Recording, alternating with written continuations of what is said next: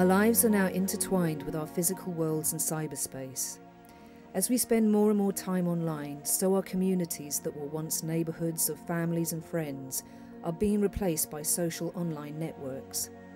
In chat rooms, on blogs or networks such as Facebook, Twitter or MySpace, we can choose to share news articles, start political activism, or disclose personal information. Our social spheres are available 24/7 and are now global.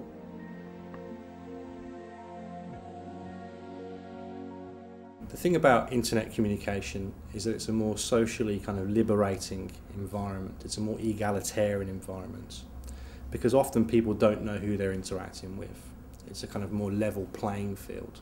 In many online environments, we have the choice as to how much information we put across about ourselves.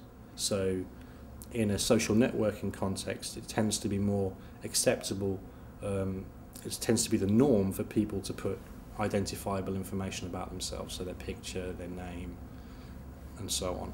Whereas in other online contexts like chat rooms, people tend to be less inclined to do that, and that's seen as a normal kind of acceptable thing to do in that context. The number of people that are accessing and using social networking sites has been a huge increase over the last few years. I suppose it's a new way for people to feel part of something, and especially if that network that is missing in their everyday sort of face-to-face life. While social networking can often be little more than self-indulgence and self-promotion, it has also galvanised social awareness and political movements. In 2009, Iranians used Twitter to broadcast anti-government protests. Ordinary people on street corners and in living rooms could tell the world what they were witnessing. Twitter had become more important than mainstream media in communicating vital information.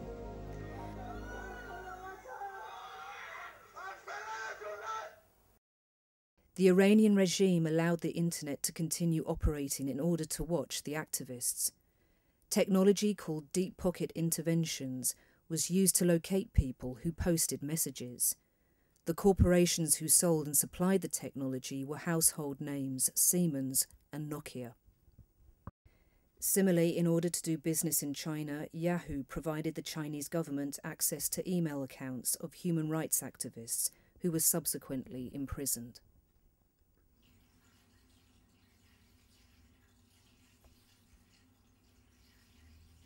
My name is Lama Laosam. I'm from Tibet. Yeah, I live here in the UK at the moment. I'm teaching Tibetan Buddhism. Internet police will come to check them every week or twice a week, the individual internet cafes, and then they can look how many people went to this computer and what they discussed, what they sent and received. You know, can you believe it? They can research everything in there. So you have to be very careful, not, of course, sending your pictures of His Holiness Dalai Lama. Some people also got sentenced for a few years and put in prison and in jail. Many people got injured by the beatings of the Chinese police. You know, it's really harsh. China has the largest internet population, and the Chinese government leads the world in using the internet as a way of watching its citizens. Initiatives such as the Great Firewall and the Great Dam Project filters and blocks information deemed sensitive by the government.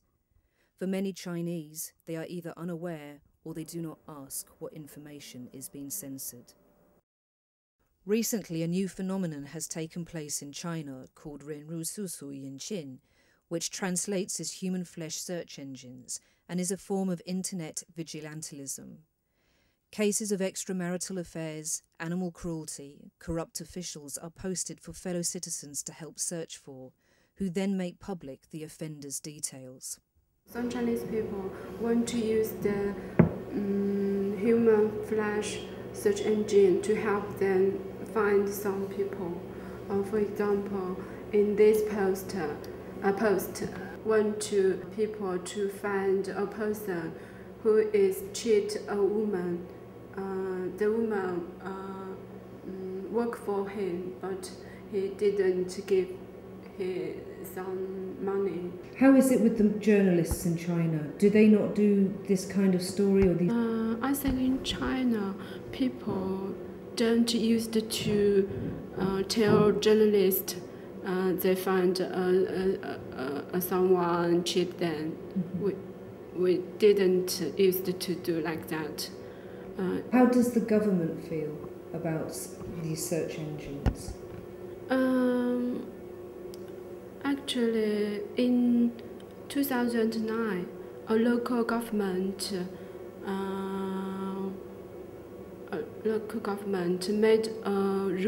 made some rules to limited human flash search engines like that. But for the central government didn't have some actions. Now the government realized the internet is a very useful way to communicate with people, comment people. Can people in China talk about everything on the internet, or there are things they must be careful? Actually, not all things. We can't talk about all things because in news organization we have an assistant to. Some sensitive words we can't post it on internet. If we compare, say, an individualistic culture like the UK, or like America, with, say, a more collectivist culture like in China, we tend to find that the way that people engage online is very similar to how they might engage offline. So there are cultural kind of differences that you'd expect in the offline world, and some of those seem to translate to the online world. Let's say I'm writing a blog, and that blog is an attack on somebody, and I might leave my name on that blog, and I might leave some information which can trace that blog to me. However, no one picks me up on it, and no one sends me an email, no one sees me face to face and says, you wrote that, and that's really quite disgusting, that's really quite horrible. I'm going to pick you up on that. I'm going to confront you about that. If someone did that to me, I would be accountable for that message. Until that happens, I'm not accountable. So whether you're anonymous or not is not really the issue. I think it's more to do with accountability and whether someone challenges you on assertions that you're making online. I think the real key is not whether you're anonymous or not whether you're invisible.